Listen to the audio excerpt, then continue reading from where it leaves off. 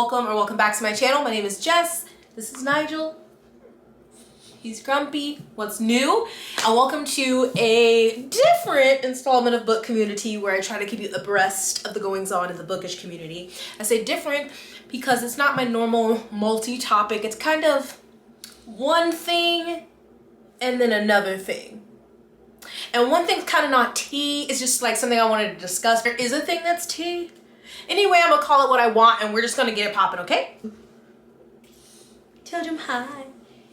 Say hello. He doesn't like that. Okay.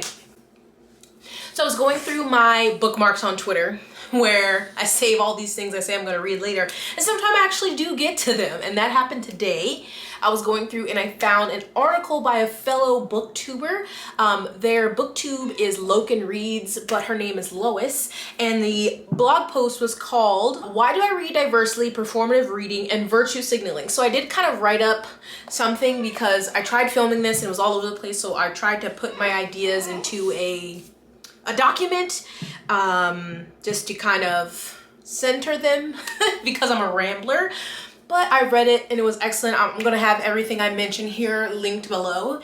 And then this also made me think of a video that I watched, was it a week ago, by Lo at Lo Reading Things, and I shared it on my community tab about like the booktube community and reading diversely. So I'll have all these things linked down below, but I wanted to touch on this and just kind of a broader conversation that we're always having in our community about reading diversely, why we should do it, are we doing it, is it enough? You know what I'm saying? So let's get to it.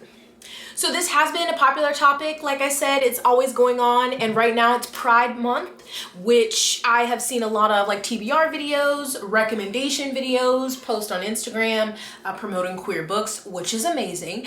Last month there was the Asian Readathon for Asian American and Pacific Islander, like Heritage Month. There's always something going on for a Heritage Month. There's usually a readathon or things like that, usually associated with a certain month, which are great.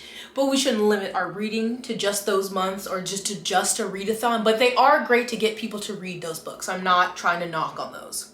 Not trying to knock those. Those are great anytime you're getting somebody to read outside of what they normally would read. But there also is another side to when people tend to read books from a certain group, and it's a little more negative. I don't want to say negative, Nigel. And that's when a marginalized group experiences a tragedy and then people seem to want to read or at least share books by people of that marginalized group. Or the blog post I'm referring to by Lois also includes a link and mention of an article by Ya Jossi, the author of Homegoing and Transcendent Kingdom, that she wrote for The Guardian, but both of the articles kind of touch on some similar things. And they both talk about something that happens, especially on the online book community and probably for other readers too who aren't a part of our community here online, is that when a group that is being oppressed or marginalized, when they're like oppression and marginalization escalates, like there's an escalation in violence, whether that's like a mass tragedy or one person in particular is killed and that becomes a national then international event, that seems to spur people into reading books by that marginalized group. But people then tend to make lists, make posts to share books, make recommendations, which inherently is not bad because you never know who you're going to reach. People who may have been looking for these titles or do pick up these titles because you shared that, but it's not enough. And so when I was reading this and after reading it, I thought about like, why do we read? And obviously that's kind of varied between people. For me, it started out wanting to escape reality. Since I've been a reader, which has been all of my life that I can remember, I've primarily been a fantasy reader, and it's fantasy and science fiction. I love to escape just, you know, being a plain person, no magic, no dragons, none of that, going into worlds, magic systems, all these creatures, talking animals. Like, who doesn't want to read about that? That's always been my love. And still to this day, I mean, I'm not in a fantasy mood right now, but I still love to read for escapism, even if it's not something negative in my life, it's just something different, something fantastical. But as I've gotten older, especially in the last couple of years, I've also been reading to learn about things, learn about my history, history and things that with my ancestors more than I was obviously taught in school.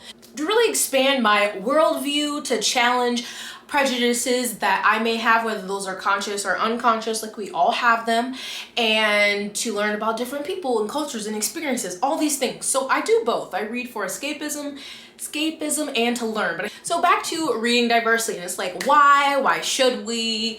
And I'm going to share an excerpt from Lois's blog post, and she says, the conversation surrounding reading diversely has become a prolific one, subject to much scrutiny. Reading diversely affords us insight into the dynamics of different groups of peoples and cultures whose experiences in life vary in ways small or large from our own. From it, we are able to get a better understanding of different peoples from different walks of life. We are able to understand better the struggles that others face and how they move within the world. This in turn nurtures within us, or at least it should do, empathy, compassion, and tolerance of others. Just like I said, learning and unlearning prejudices that you may have. And once you're learning about a certain group of people, and usually they have been oppressed, marginalized in some way, it does help, or we hope would help foster empathy within you for those people, and just to realize how much different their experiences are from your own. And then similarly, in Yaa Gyasi's article for The Guardian, she says, so many of the writers of color that I know have had white people treat their work as though it were a kind of medicine, something they have to swallow in order to improve their condition, but they don't really want it. They don't really enjoy it, and if they're being totally honest, they don't actually even take the medicine half the time. They just buy it and leave it on the shelf. What pleasure, what deepening could there be in reading like that? To enter the world of fiction with such a tainted mission is to doom the novel or short story to fail you on its most essential levels. And also Lois said, of course reading is a political act, but reading alone cannot be solely relied upon to champion activism. So this made me think about those posts that we share that are always going around, especially during a certain month, or after George Floyd's murder, there were a lot of lists about books for Black authors, books on anti-racism. Then there's been books by Asian authors. Now recently there's books by Palestinian authors, Muslim authors. And again, nothing wrong with these lists because they always are going to reach somebody. And they've helped me. Like I've been like, oh, I haven't heard of this book. Let me add this book to my list. And buy a couple, but then you need to take the next step and read them. So posting about them, sharing about them, buying them, making a beautiful photo with them is all great. But if you don't read them, then what are you doing? Are you helping? And I would say maybe a little bit, because posting about them, making a video about them, that's marketing, that's promotion. You're always going to be reaching at least one new person, so that's important. But if you're not reading it and like taking in the information, then you're really not helping those marginalized people. You're just, I guess you're putting money in their pocket, a few dollars, but then you're not going beyond that to challenge what you know by reading their book. And like last summer was ridiculous. After all the protests worldwide, books were out of stock because they had to go through reprintings, both fiction and nonfiction books, which is great for the authors, but so many people were buying from Black independently owned bookstores. Some people harassing those bookstores too when they couldn't get the orders out fast enough, but that's a separate story. And then when I was talking about the Why is Publishing So White article, I think was in the New York Times, you saw a surge in the summer of sales for books by Black authors, which is great. I'm not trying to take that away, but then we're here a year later and we still have so many of the same issues. So it's like, how many people actually read those books? It's just important that if you're buying these things, you're actually reading them, because at the end of the day, after your post has gone and nobody's looking at it anymore, because it does have its, shelf life of how it'll help somebody or whatever, then it just goes by and the book collects dust on your shelf, or it ends up in a used bookstore. Then besides the initial sale, what did you do? You really didn't do anything. You didn't learn anything. You didn't gain anything from the book you bought, besides maybe, some online points for you spending money on a Black artist. And I don't want this to be as like an attack or anything, because I'm including myself in this. I share these lists and things all the time, and I've been like, okay, I actually need to read some of these books that I've reposted and reshared, because unless we do that, then we're going to look like, you know, those assholes who call us social justice warriors or virtue signalers. We're going to make them, they're going to be right that we're just like, oh yeah, here's this thing, and then we don't go beyond that and actually read and learn from that and talk about it. So like, we don't want to give them any fuel to be right, because those people are the fucking worst. Another excerpt from Lois's blog post was, as well as this, many argue that reading diversely carries no real weight compared with the practical hands-on work of protesting, making donations, signing petitions, and vocalizing your opposition to the displacement and violence towards ethnically repressed groups. I agree with this sentiment and the view that reading diversely has become a performance for many readers. Whenever I share one of those eye-pleasing info card posts on my Instagram story, the likes of which are becoming rampant on the platform, sometimes posts featuring topical reading lists, I have to ask myself, have I taken the time to fully understand the issue at hand before taking to social media about it? Did I read the entire post before sharing it? Am I only sharing these posts to prevent being called out by others regarding my silence on the matter? Have I taken any other practical steps to aid in this issue besides sharing an info card post or a book recommendations list? Confronting these questions has made me see ways in which I am giving in to performative activism, and though I probably won't stop sharing info cards, I'm trying to be more conscious of the virtue signaling attached to it. And so that too, I was like, I'm attacked, but there are great questions to think about. So did I read the entire post before sharing it? I think we get in the habit, especially because short form content is very popular, like Twitter and TikTok, that we don't want to read the whole thing. And a lot of times people include information in the caption. So I think that's important to read it or go through all the slides and read that. Have I taken time to fully understand the issue at hand before taking to social media about it? Again, I'm guilty. I have definitely done that, to just repost. And it's totally fine to see something that's happening and be like, I don't really know what's going on, and take time to research that. But I think what happens is a lot of people try to use that excuse as a reason never to look more into it so that they can post about it. It's fine to see something, not know what's going on, so go to Google. You can learn so much so quickly and for free. Or some people have really informative posts that are those slide posts that may have 10 slides that can give you a quick rundown bullet point of what's happening, the history of the topic. You don't have to get a full degree. You don't have to go do deep dive research and watch 5 documentaries to know about a situation enough to say, okay, I want to share on this to make more people aware. But I do agree you can take time to figure out what it is before you share. But I think a lot of people take the, oh, I don't really know what's going on, or it's too complicated for too many things. And therefore they're like, that's why I'm not sharing. That's just my opinion. Am I only sharing these posts to prevent being called out on my silence? That kind of goes into the same thing. And, you know, just seeing it and like resharing it. It's like, if you see these things, take the time to find out what's going on. If you see these books, take the time to at least read 1 or 2 and also share that, because I think sharing and awareness is really important, especially if we're going to be talking about like Palestine and Israel, because Palestine has been silenced so often. So social media posts are really helping, but it is, I think it's a fine line, and you're obviously never going to know exactly what a person is doing online versus in real life. At the end, it's no one's business to say, I need to see your bank account. Are you donating? I need to see if you were at a protest. Like, no. But I'm just saying, for your own personal bubble, for you to know you're doing your best. People can question you all they want, and maybe they see your post and they're like, well, that's all you're doing. They don't know. And you don't have to tell them, but just so you know, inside, you know you're doing your best. And like, have I taken any other practical steps to aid in the issue besides sharing an info card or a book recommendations list? So that is including if there's a protest in your area you feel safe and are able to go to. If you are looking at those actual places that you can donate, and a lot of times they're for food and shelter, for different things, for people displaced by so many different things. Or are you, if there's something in your country that you can write to your senator or whoever about. Now, I know in America, in the United States of America, we got a lot of shady people in the government, okay? But we can still try. Anyway, I just love that part. I felt called out. If you feel called out, it's fine. This is why we share this information, so we can be better, okay? It's okay. We're together. We're in this together. Reading diversely can become corrupted by well-meaning readers into something perverse that resembles taking medicine. It can also contribute to framing the lives of marginalized groups from a lens of constant pain, especially if tragedy is the only occasion for advocating certain books. However, reading diversely isn't inherently disingenuous. I still advocate the proliferation of diverse reading lists because, as mentioned in the outset, reading diversely can foster an attitude of empathy.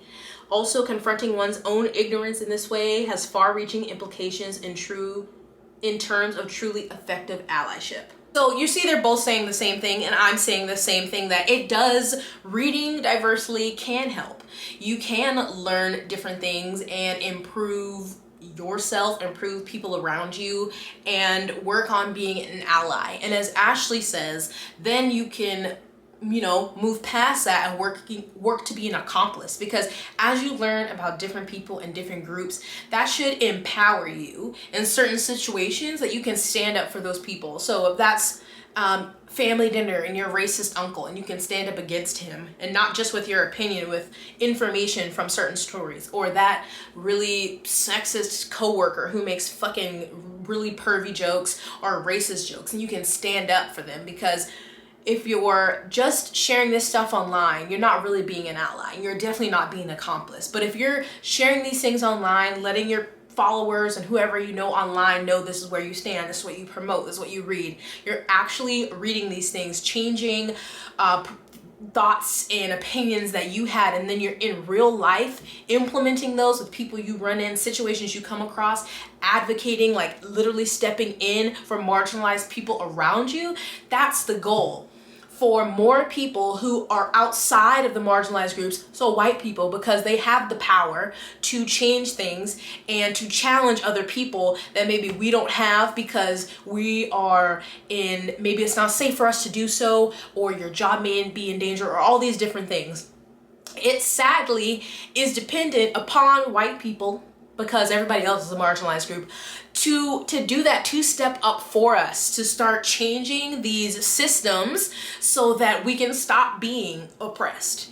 And it's, it's frustrating. It's making me sound like I'm saying, like, we need you to come in and save us. Like, not white savior, but if you're reading all these things and realizing how fucked up everything is, how the system ain't broken, it was built like this for a reason, and you start pushing back against that, that's what we need, is people to push back against the status quo, and people who aren't in the marginalized groups, because we can do but so much, but we also need y'all to come in and back us up and, take over. Not even back us up, be in the front. Stand in front of us and go hard in the paint. Or maybe the kids don't say that anymore. Okay. I really thought I was going to make an entire video without editing Jessica, but I think I got caught up in the moment talking about like race, but it also applies to, cisgender people standing up for trans people. And if you are a heterosexual person standing up for queer people, it's just like, if you're not in the group that's being marginalized, it's always, as we learn about different people, different experiences and things that they're going through, it's always, the people who aren't in that group who can advocate for them, work to be an ally for them, work to be an accomplice for them. So it goes beyond race, all different marginalizations. If you're not in that group, learning about them so that you can advocate for them is what I'm trying to say. This is the last part I'll share from Jossie's article. She was talking about seeing protesters of all different, backgrounds during Black Lives Matter protests, and looking and seeing, white parents with their children and white people out protesting, holding signs, chanting Black Lives Matter, and it's great. That's what we want out there. But she said, and yet to see white people holding up Black Lives Matter signs as we march through a gentrified Brooklyn, to see white parents hoisting children up on their shoulders chanting Black Lives Matter, when I suspect they've done as much as possible to ensure those same children never have to go to school with more than a tasteful smattering of Black children, all of it brings up the dissonance again. The revulsion that makes clear the hollowness of the reverence. Black Lives Matter, a reverent, simple, true phrase, can only be hollow in the mouths of those who cannot stomach Black life, real life when they see it at a school, at the doctor's office, on the side of the road. Still, I marched. A few months later, I went back on tour for my second novel, knowing what I have always known. The world can change and stay exactly the same. So don't be one of those people. Don't pretend online or at a protest. Don't say what you think you're supposed to say. Like, do it because you believe it, you know? Like, because you want to champion the cause, because you understand that we deserve to be treated equally, no matter our religion, our skin color. And similarly on that, because people love to take certain things out of context, okay? And because I brought up the color thing, I just wanted to share this tweet by Bernice King, who is the daughter of Dr. Martin Luther King Jr., who certain people love to misquote and take out of context and say that he wouldn't approve of all these protests and things going on. So anyway, she said, "Please stop using out of context quotes from my father to excuse not working to eradicate racism. His content of their character quote lies within a full speech, I Have a Dream, in which he talks about ending racist police brutality and economic injustice. So many evoke MLK to maintain inhumanity and injustice, but he taught about and worked to eradicate what he called the triple evils of racism, militarism, and poverty, and he wasn't a purveyor of negative peace which seeks order while injustice remains. That's not non-violence." A word. I really cannot stand when people do that. It just doesn't make any sense. So all this to say that please don't talk about it. Be about it. Be about that life. And I trust you will just enjoy your reading even more when you are reading from different experiences, whether you read mostly fiction, nonfiction, middle grade, adult, romance. They're there, you know? They're all there. There's different stories. You just maybe sometimes have to look a little harder for them. But the piece of real tea that went with this that I thought was relevant to bring up here, because we're talking about diverse stories, and of course you want them from people who have lived that experience. Those are the most authentic, not like people can't include people from different backgrounds. If they're not from that background, it just takes more work and more intention. Y'all know. But so We Need Diverse Books, which is an organization, you know, that advocates for diverse stories, tweeted, "We Need Diverse Books will no longer use the term Own Voices to refer to children's literature or its authors. Moving forward, We Need Diverse Books will use specific descriptions that authors use for themselves and their characters." So it links to the article on their website, and so it's saying like, they will use specific descriptions that authors use for themselves and their characters whenever possible. So like Korean American author or autistic protagonist. So it was created as a hashtag in 2015 and originally intended as a shorthand recommendation tool in a Twitter thread for readers to recommend books by authors who openly share the diverse identity of their main characters. The hashtag was never intended to be used in a broader capacity, but it has since expanded in its use to become a catch-all marketing term by the publishing industry. Using Own Voices in this capacity raises issues due to the vagueness of the term, which has then been used to place diverse creators in uncomfortable and potentially unsafe situations. It is important to use the language that authors want to celebrate about themselves and their characters. We Need Diverse Books believes in supporting diverse authors and their books, and we will continue to uplift their voices through our programming. So, I've shared about this a few times and how certain authors have been forced to reveal things about their past trauma. Some have been having to come out as queer earlier than they wanted to because they have written stories featuring queer characters and people have questioned them. Readers, people in publishing, agents have questioned them, and they've had to reveal that sooner than they were ready to. And so in those videos I've talked about how Own Voices, while it started out as a positive thing, has been morphed into like this tag that publishing loves to use to be like, hey, Own Voices, this book. And yeah, it's sad that it's gotten turned into that, but that's good that they have changed that. But now it is 12:33 a.m. and I was just laying here on the couch with Nigel. I finished reading for a buddy read and I was scrolling Instagram as I do late night, and I came across a story someone shared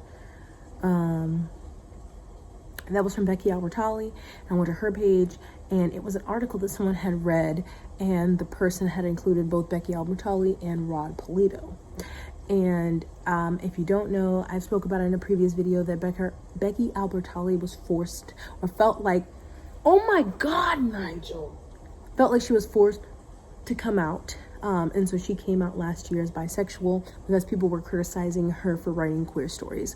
Rod Polito also was trying to get published when his agent basically was like, why are you writing this story if you're not queer? And felt like he had to come out. So this article I felt was fitting for the video, even though I already uploaded it to YouTube. It's fine.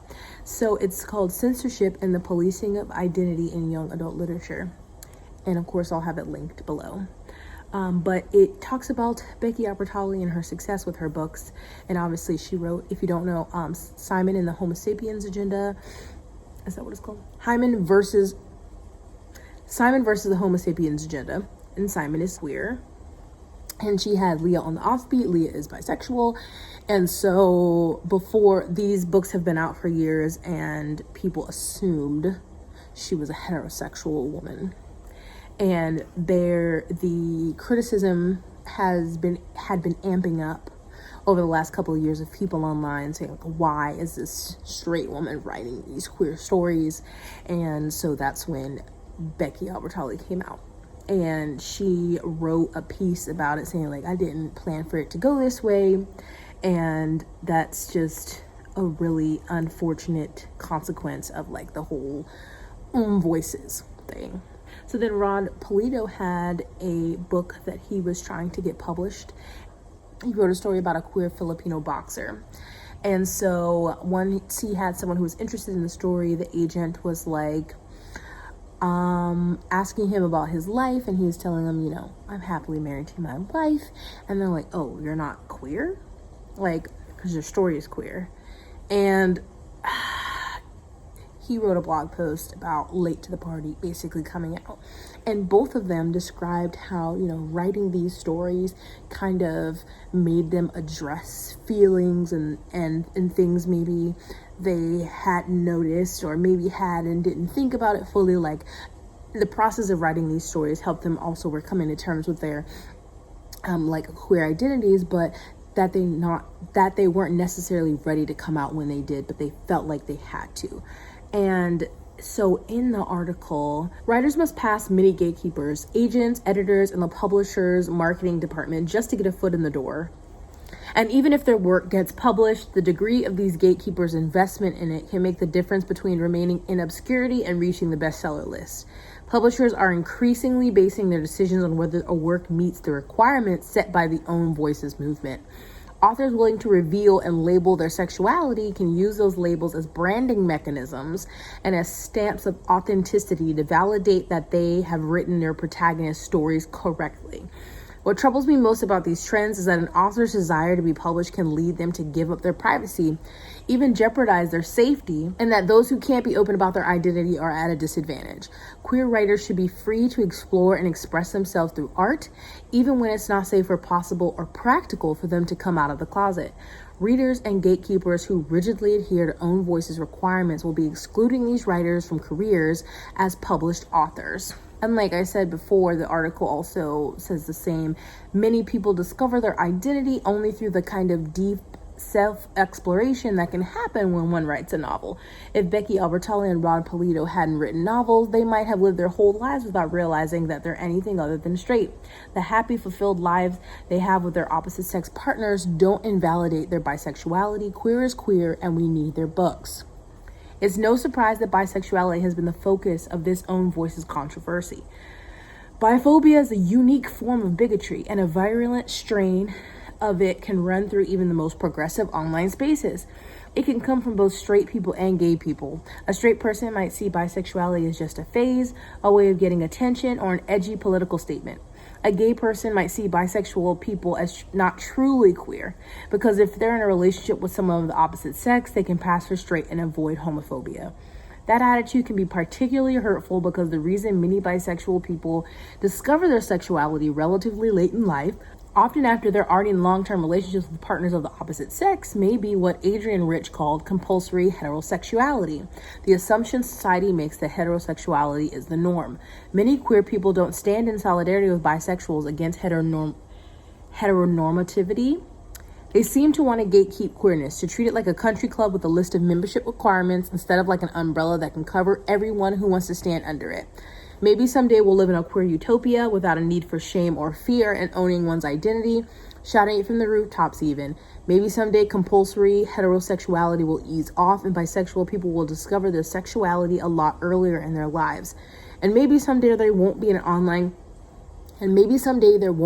online communities where people are bullied about their identities by people who claim to be anti-bigotry. Until then, we must allow closeted writers the right to privacy. That may mean that a few straight people publish novels that feature queer characters. That's okay. I would rather the publishing industry mitigate the worst of the harms that can come from that than shut out closeted authors entirely.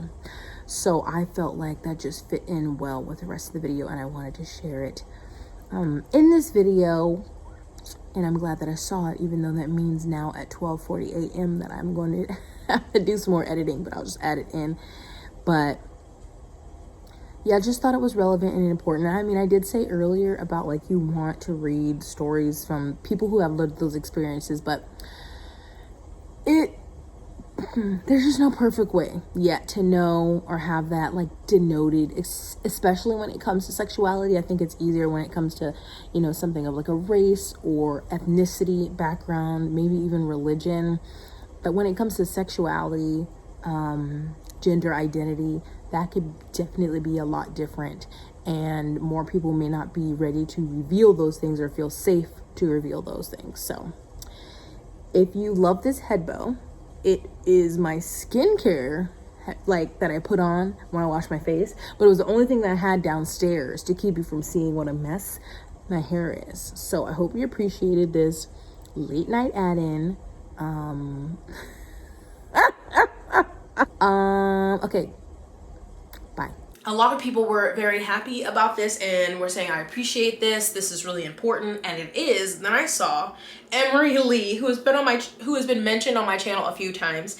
He is the author of Meet Cute Diary, and there was, you know, former tea there. But I saw this thread by Emery about this, and Emery has a lot to say, per usual. So he says, am I the only person who feels like doing away with OwnVoices is just repackaging the problem without actually fixing any of the problems OwnVoices aim to fix or problems caused by people misusing the word? Like, how does dropping a term change the fact that people feel grossly entitled to authors' personal details? How does it stop publishing from weaponizing authors' identities to escape critique? How does it give marginalized creators priority in our own stories? How does it keep authors from being pigeonholed in what we're allowed to write or sell? How does it keep people from insisting queer authors come out before they're ready? Who is this actually protecting in the long run? I should also add, one publication doing away with the term for its own publication is totally reasonable, and if that's the best action for them, that's chill. I just don't get why so many people are saying everyone should be following suit. Like, for why? What does that even do?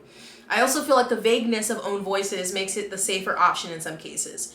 Example, I just saw a thread about disability. When I write disabled protagonist, I like the OwnVoices label because it says, I know what I'm doing without stating a specific diagnosis. Can you infer my diagnosis? Probably. But there's also a level of deniability. For instance, if my aunt picks up my book and sees OwnVoices, I can lie about what it means or twist it as necessary. I don't want my medical diagnosis broadcast across my books. I also feel like people think tossing OwnVoices as a label will make people stop caring about who writes the books. People have always cared to know more about the authors. Even before the OwnVoices label, it just changes how we approach seeking this knowledge. This is blowing up, so before people attack me, that actually was not a rhetorical question. I just genuinely had not heard a single person mention any counter arguments and was confused. LOL. And then Rod Pulido, who has been featured in a video before, said, great discussion, everyone. Maybe not insisting on the term will create more nuance in acquisitions and give diverse writers more of a say in how they're marketed. hopefully. But yeah, seems like no matter what hashtag comes next, folks will find a way to abuse it. LOL, I would love that, but my faith in acquisitions is so low. I worry this is just going to lead to the exact same thing still happening, but just without the Own Voices label, or publishing thinking this means we don't want these books anymore. Yep, neither of these scenarios would surprise me. I love the explanation and symbolism of we need diverse books gesture, but what it will actually improve remains to be seen. Thanks for starting this thread and initiating the discussion. No problem. I was honestly like, has no one considered these things? Because I definitely only saw one opinion on it, but this feels pretty complex to me, LOL. And Ron said, right, I think folks were initially excited by the intent behind the announcement and hopeful that it would help, but of course the issue is more complex. And then another author, Adiba, replied, I think for me, it's not the dropping of Own Voices, but also that we need diverse book statements spelled out why, in order to be specific in identity rather than to generalize, which is definitely very needed. But agree, this doesn't do away with any of the problems. It's a tiny step at most. Yeah, I agree with that too, but I also think that's something that exists well beyond Own Voices as a term. Like publishing can be more specific, but still use Own Voices when it's easier. I.e. with Meet Cute Diary, there are so many identities, it's easier to say Own Voices than list them. And I actually worry in cases like this where there are a lot of identities that people will just opt to decide some aren't important because it takes too much effort to verify all of them. Yeah, this is very valid. I definitely feel like Own Voices has a use in specific circumstances in specific ways, and there needs to be a better way to engage with what problems usage of the term brought up, more than just dropping Own Voices and washing our hands clean. So I just thought that was interesting to share since we're talking about diverse books. We obviously want to prioritize books by people who have lived that experience. And so I don't know of a perfect way that you can denote that you as the author have also lived this experience without it turning into something ugly. And it just depends. It depends whether their book is published. It depends where the book is published, the person. Some people are fine sharing all those things about them. Everyone is different on what they're comfortable with, and depending on where they are, who they are, their family, their location, what they're safe with sharing, or they feel safe with sharing. So do y'all have any idea? I have no idea beyond what they're doing now with trying, at least we need diverse books distinction, trying to just make it very specific to that book and the author. I don't know, but it just, I hate when something positive just gets turned into something negative, but that's, you know, what happens when an industry gets involved. So it'll be interesting to see that in marketing, if other corporations or entities do start using more specific language to describe books. We shall see. But anyway, in all this rambling, I just wanted to say to read diversely and to please check out the links to Lois's article, the one by Yajasi, Lo's video, all linked below. And just, if you're sharing stuff, just try to do a little bit more. No one's saying this is a proving contest. You don't have to come put screenshots of where you donated to or what you did online, but I'm just hoping to reach to you beyond the platform. Like, a platform is great. It obviously lets me do this and lets us interact, but then in your real life, we have to make those changes too. So I hope my rambling made sense today, and I'm gonna go eat. What is today? I act like I had a watch on. So thank you if you watched this entire video. Please give it a thumbs up. Think about subscribing. All this information will be in my description, along with links to my social media, links to current events that are going on worldwide. If you do want a starting place to learn about certain things and ways to support my channel. So anything you do that supports my channel, watching this video, liking, subscribing, sharing, I appreciate you all. Thank you so much. Thank you so much. I love you. And please stay blessed, hydrated, moisturized, and sunscreened. I'll see you in my next one. Bye.